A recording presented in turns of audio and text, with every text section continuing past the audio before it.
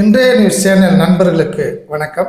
நண்பர்களே, நம்ம நாட்டின் மீது போர் தொடுப்பதற்காக பல எதிரி நாடுகள் நம் மீது ஒரு கங்கணம் கட்டிக்கொண்டு நமது நாட்டின் வளர்ச்சியை எவ்வாறாவது தடுக்க வேண்டும் என்ற ஒரு குறிக்கோளில் செயல்பட்டு வருகிறது என்பது பல ஊடகங்களின் வாயிலாக நமக்கு தெரிய வருகிறது. நண்பர்களே, இந்தியா 2026ஆம் ஆண்டிலும் அதன் பொருளாதார வளர்ச்சி, அதன் ஜிடிபி என்று சொல்லக்கூடிய மொத்த உள்நாட்டு உற்பத்தி போன்ற அனைத்து பொருளாதார வளர்ச்சி சம்பந்தமான குறியீடுகள் எல்லாமே மிக சிறந்ததாக இருக்கும் என்று பல நிறுவனங்கள் கணித்துள்ளன.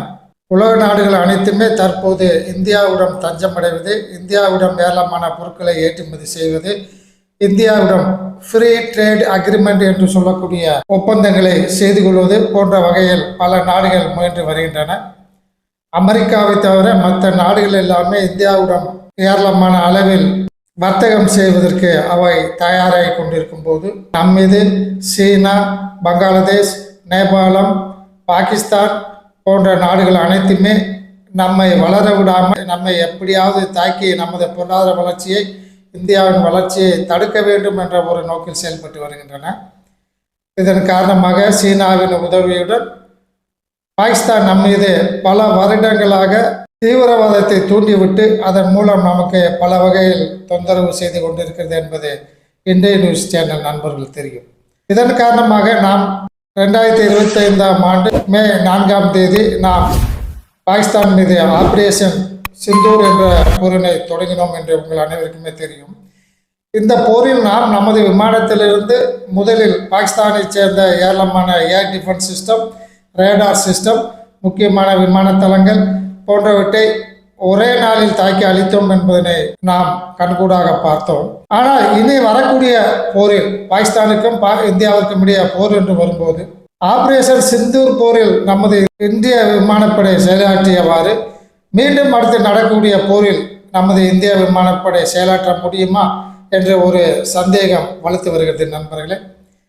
ஏனென்றால் 2019ஆம் ஆண்டு பால்கோட் ஏர் ஸ்ட்ரைக் செய்த பின்பு பாகிஸ்தான் தனது F-16 விமானங்களின் மூலம் நமது இந்தியாவை தாக்குவதற்கு வந்து கொண்டிருந்த போது அதை தாக்குவதற்காக எதிரே சென்ற நமது MiG-21 விமானம் ஒன்றினை AIM-120 என்று சொல்லக்கூடிய ஒரு மிசைல் மூலம் F-16 விமானத்திலிருந்து நமது MiG-21 விமானத்தை தாக்கி அளித்தார்கள் என்பதை கேள்விப்பட்டிருக்கிறோம். அதன் பின்னர் தான் நாம் நமது ஏர் டிஃபென்ஸ் சிஸ்டத்தினையும் நமது ஏர் டு ஏர் விமானத்திலிருந்து சென்று எதிரில் வரக்கூடிய விமானத்தை தாக்கக்கூடிய ஏவுகணையை நாம் தயார் செய்வதில் இறங்கினோம். அந்த வகையில் இறங்கிய பின்புதான் நாம் பல நாடுகளிலிருந்து மைக்கா என்று சொல்லக்கூடிய air to air missile, R-73 என்று சொல்லக்கூடிய மிசைல், R-77 என்று சொல்லக்கூடிய இந்த 2 மிசைல்களும் ரஷ்யா நாட்டிடமிருந்து வாங்கியது. மூன்றாவதாக ஸ்கால்ப் என்று சொல்லக்கூடிய மிசைல்கள், ராம்பேஜ் என்று சொல்லக்கூடிய க்ரூஸ் மிசைல்கள் போன்றவற்றையெல்லாம் நாம் வாங்கினோம். இந்த ராம்பேஜ், ஸ்கால்ப் போன்ற மிசைல்கள் எல்லாமே 250 கிலோமீட்டருக்கு தொலைவுள்ள இலக்கினை தாக்கக்கூடியது. அதனால் தான் நாம் நம்ம நாட்டின் எல்கையில் 250 கிலோமீட்டருக்கு தொலைவில் இருந்து கொண்டே நமது விமானத்திலிருந்து இந்த ஸ்கால்ப், ராம்பேஜ் வகை மிசைல்களையும் நமது பிரம்மோஸ் வகை மிசைல்கள் இவை 300 கிலோமீட்டர் வரை சென்று தாக்கக்கூடியது.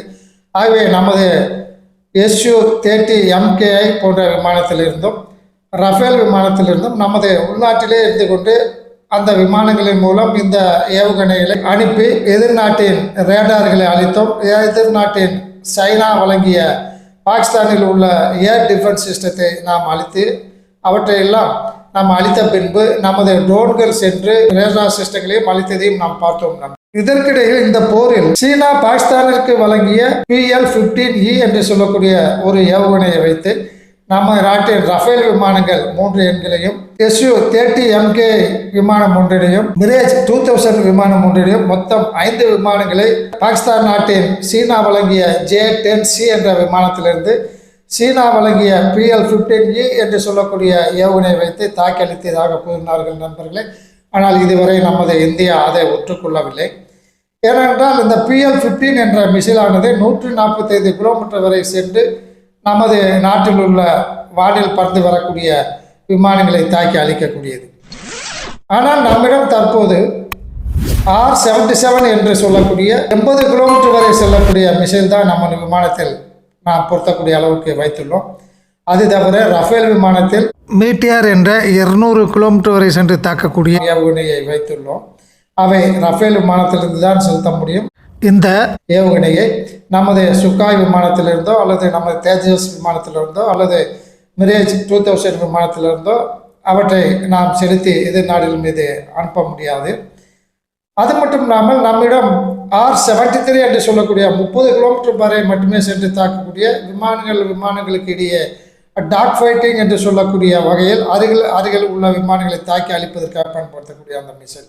ஆகவே நாம் அந்த போரில் நாம் ஸ்கால்ப் மிசைல்கள், ராம்பேஜ் என்று சொல்லக்கூடிய மிசைல்கள் மற்றும் கிளேட் பாம்கள், நமது பிரம்மோஸ் ஏவுகணை போன்றவற்றை வைத்து இவை எல்லாமே 250 கிலோமீட்டர் வரை சென்று தாக்கக்கூடியது, 300 கிலோமீட்டர் வரை சென்று பிரம்மோஸ் ஏவுகணை தாக்கக்கூடியது. ஆனால் பாகிஸ்தானிடம் 145 கிலோமீட்டர் வரை மட்டுமே சென்று தாக்கக்கூடிய PL-15E என்று சொல்லக்கூடிய மிசைலை வைத்திருந்தார்கள். அவற்றை அவர்கள் பயன்படுத்தியுமே அவை நமது நாட்டிற்கு உள்ளே வந்து நமது நாட்டில் எந்தவித இலக்கிடமே தாக்கி அளிக்கவில்லை. ஆகவே இதனை அறிந்த பாகிஸ்தான் தற்போது சீனாவுடன் பேச்சு நடத்தி சீனாவிடமிருந்து PL-17 என்று சொல்லக்கூடிய PL-17 என்று சொல்லக்கூடிய ஏவுகணையை வாங்குவதற்கு பேச்சுவார்த்தை அனைத்துமே முடிந்துவிட்டது நண்பர்களே. அது மட்டும் இல்லாமல் இந்த PL-17 என்று சொல்லக்கூடிய மிசைல் உலகத்திலேயே மிக மிக சிறந்த திறன் படைத்த அல்ட்ரா லாங் டிஸ்டன்ஸ் ஏவுகணை என்று சொல்கிறார்கள். மிக அதிக தூரத்திற்கு குறைந்தது 400 கிலோமீட்டர் தொலைவு வரை சென்று எதிரிகளின் இலக்கை தாக்கக்கூடிய இந்த ஏவுகணை தற்போது சீனா தனது நாட்டில் உள்ள J-16, J-20, J-10C போன்ற விமானங்களில் பொருத்தி தற்போது சோதனை செய்து வருகிறது. இன்டகிரேஷன் செய்யப்பட்டு அவை எவ்வாறு வேலை செய்கிறது என்பதை சோதனை செய்து வருகிறது. இந்த PL-17 என்ற மிசைல் பொருத்தப்பட உள்ள J-10C என்ற விமானத்தை பாகிஸ்தான் சீனாவிடமிருந்து வாங்கி வைத்துள்ளது. அந்த விமானத்திலிருந்து தான் J-15E என்ற மிசைலை நம் மீது ஏவி அதை தாக்குதல் நடத்த பார்த்தது ஆபரேஷன் சிந்தூர் போரில் நண்பர். தற்போது PL-17 என்ற ஏவுகணையை வாங்குவதால் இது 400 கிலோமீட்டர் வரை சென்று தாக்குவதால் நமது நாட்டின் மேலே நாம் பறக்கப்படப்பட்டுள்ள அவாக்ஸ் என்று சொல்லக்கூடிய airborne early warning and control system என்று சொல்லக்கூடிய அந்த கண்காணிப்பு விமானங்களை சுமார் 30,000 முதல் 40,000 அடி வரை பறந்து கொண்டிருக்கக்கூடிய அந்த விமானங்களையும் அவை அருகில் வரும்போது அவற்றை தாக்கக்கூடிய திறமை இந்த PL-17 என்ற மிசைலுக்கு உண்டு. அது மட்டும் இல்லாமல் நமது விமானங்கள் பறந்து கொண்டிருக்கும் போது அவற்றுக்கு எரிபொருள் நிற்பதற்காக பயன்படுத்தப்படும் டேங்கர் விமானங்களையும் தாக்கி இந்த PL-17 என்ற மிசைல் அளிக்க முடியும்.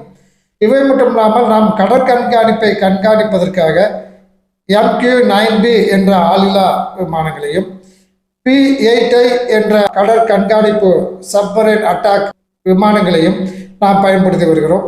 இந்த சொத்துக்களையும் அந்த PL-17 என்ற மிசைலை வைத்து பாகிஸ்தான் நம் மீது தாக்கி அளிக்க முடியும் நண்பர்களே.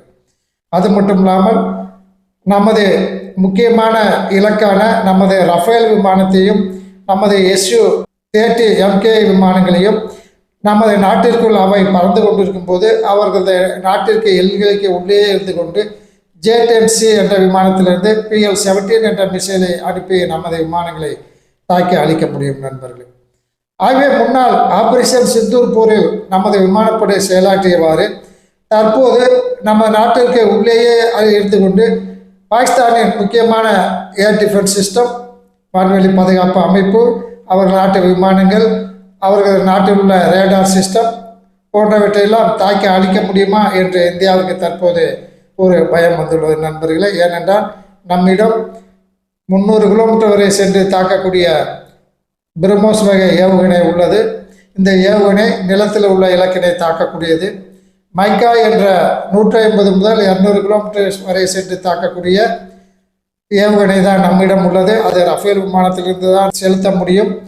அவ்வாறு நாம் செலுத்தும் போது குறைந்தது 100 கிலோமீட்டர் தொலையாவது நாம் பாகிஸ்தான் எல்லைக்கு பக்கத்தில் செல்ல வேண்டும். அவ்வாறு செல்லும் போது அவர்கள் 400 கிலோமீட்டர் வரை சென்று தாக்கக்கூடிய PL-17 என்ற ஏவுகணை வைத்து நமது ரஃபேல் விமானங்களை முழுவதுமே தாக்கி அழித்து விடக்கூடிய சூழ்நிலை தற்போது உருவாகியுள்ளது. ஆகவே நாம் தற்போது முன்னர் கூறியவாறு ஆபரேஷன் சிந்தூர் போரில் நாம் பயன்படுத்தியவாறு நமது ரஃபேல் விமானங்களையும் நமது முன்னோடி போர் விமானமான Su-30 MKI விமானங்களையும் அல்லது ஜாகுவார் விமானங்களையோ நாம் பயன்படுத்தி பாகிஸ்தானை தாக்க முடியுமா என்றால் அது மிக பெருத்த சந்தேகத்துக்குரிய ஒரு நிகழ்வாகவே தெரிகிறது நண்பர்களே. ஆகவே நம்ம நாட்டின் முக்கியமான இலக்குகளை தாக்குவதற்கு தற்போது பாகிஸ்தான் தயாராகி கொண்டிருப்பதால் நமது நாடும் வேறு போர் வகை உத்திகளை நாம் கையாள வேண்டியுள்ளது.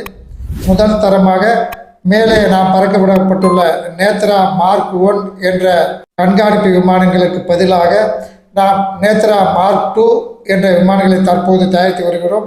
அந்த விமானங்களை மிக விரைவாக தயாரித்தால்தான் அவை மிகவும் அதிகமான உயரத்தில் இருந்து பறந்து கொண்டு எதிரிகளின் நடமாட்டத்தை நமக்கு கண்காணிக்கக்கூடிய ஒரு விமானமாக இருப்பதோடு மட்டுமில்லாமல் நமது மிசைல்கள், ஏவுகணைகள் அதிக தூரத்திற்கு செலுத்துவதற்கு தேவையான டேட்டா லிங்க் மற்றும் எலக்ட்ரானிக் வார்ஃபேர் சிஸ்டம் போன்றவற்றுக்கெல்லாம் அவை உதவிகரமாக இருக்கும்.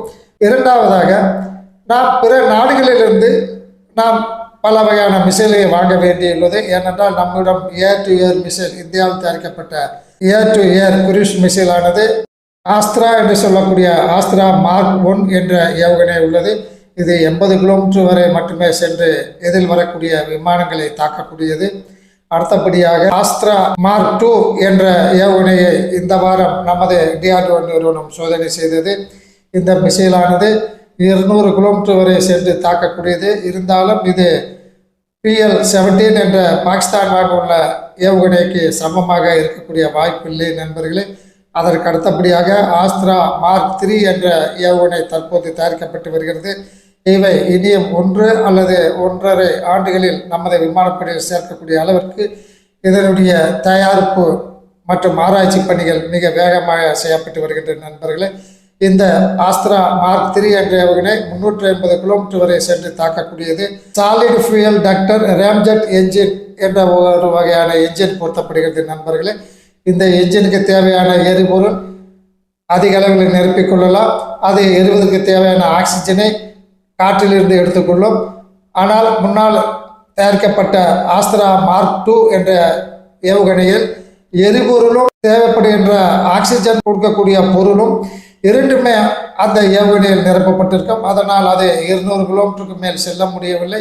தற்போது எரிபொருள் எரிவதற்கு தேவையான ஆக்சிஜன் நிரப்பப்படாத solid fuel ducted ramjet engine தயாரிக்கப்பட்டு விட்டது. அந்த என்ஜின் பொருத்தப்பட்டதால் தற்போது ஆஸ்திரா மார்க் 3 என்ற மிசைலை 350 கிலோமீட்டர் வரை சென்று தாக்கக்கூடிய ஒரு மிசைலாக நாம் தயாரித்து வருகிறோம்.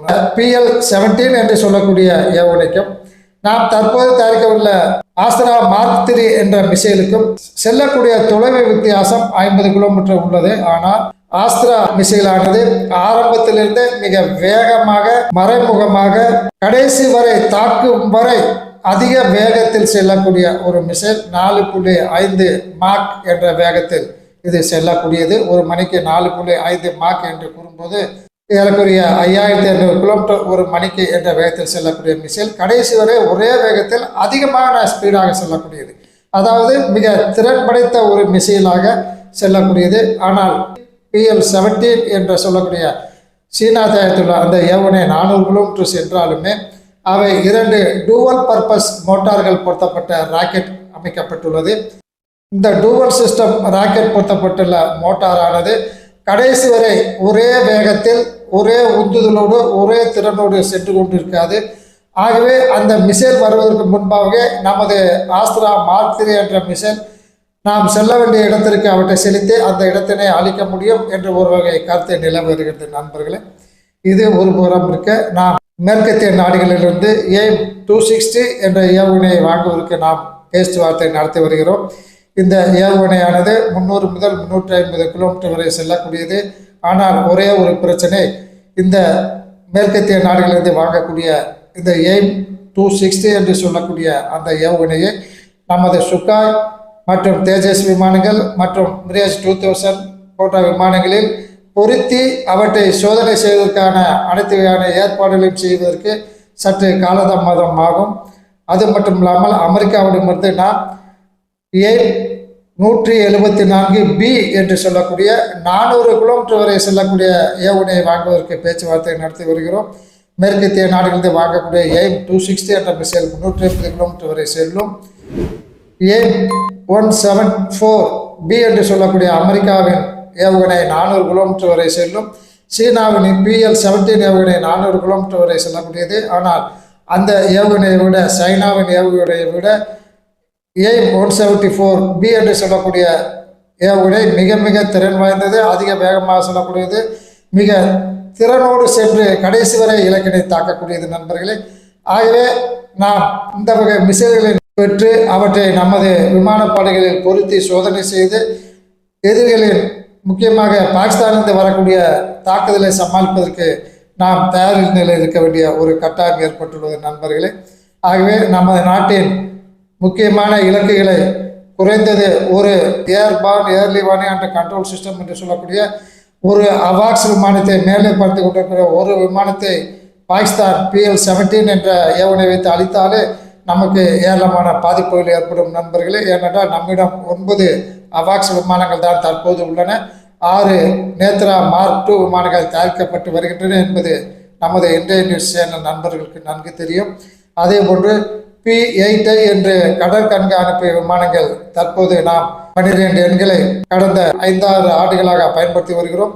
இவற்றிலும் வேண்டிய அளவு மிசைல்களை அதிக தொலைவிற்கு சென்று தாக்கக்கூடிய ஏவுகணைகளை பொருத்தி அவற்றையும் நாம் தயார்படுத்த வேண்டிய ஒரு கட்டாய நிலை ஏற்பட்டுள்ளது நண்பர்களே.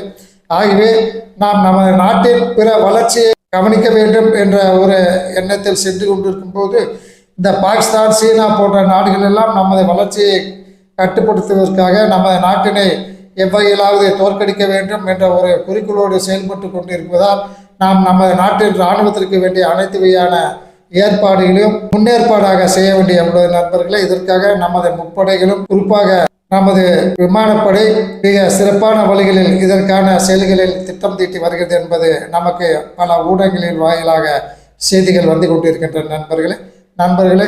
இத்துடன் இன்றைய நியூஸ் இந்த வீடியோ செய்தியை முடித்துக் கொள்ளலாம். நன்றி, வணக்கம்.